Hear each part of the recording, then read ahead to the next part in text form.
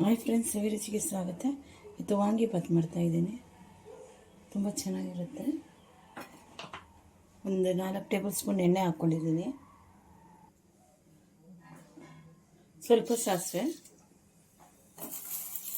ಕಡಲೆಬೇಳೆ 1 tea spoon, ಉದ್ದಿನಬೇಳೆ 1 tea spoon, ಒಂದೇ ಒಂದು ಬ್ಯಾಡಿಗೆ, ಒಂದು ದೊಡ್ಡದು ಈರುಳ್ಳಿ,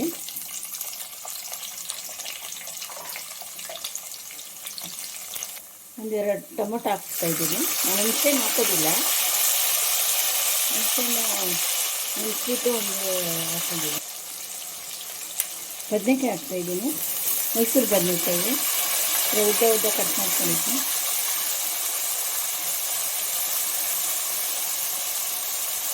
ಸ್ವಲ್ಪ ಎಣ್ಣೆಯಲ್ಲೇ ಫ್ರೈ ಆಗಲಿ ಚೆನ್ನಾಗಿ. ಸ್ವಲ್ಪ ಉಪ್ಪು, ರುಚಿಗೆ ತಕ್ಕಷ್ಟು.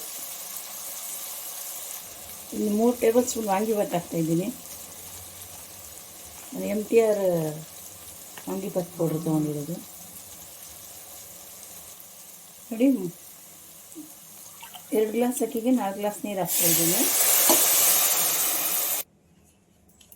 ಅಕ್ಕಿ ಹಾಕ್ತಾಯಿದ್ದೀನಿ. ಒಂದೆರಡು ವಿಸಿಲು, ಒಂದೆರಡು ವಿಸಿಲ್ ಬರಬೇಕು.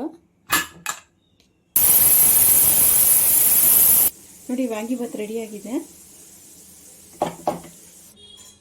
ನೋಡಿ, ವಾಂಗಿಬಾತ್ ರೆಡಿಯಾಗಿದೆ. ಚಟ್ನಿ ಜೊತೆಗೆ ಚೆನ್ನಾಗಿ ಟೇಸ್ಟಾಗೂ ಇರುತ್ತೆ. ಲೈಕ್ ಮಾಡಿ, ಶೇರ್ ಮಾಡಿ, ಸಬ್ಸ್ಕ್ರೈಬ್ ಮಾಡಿ.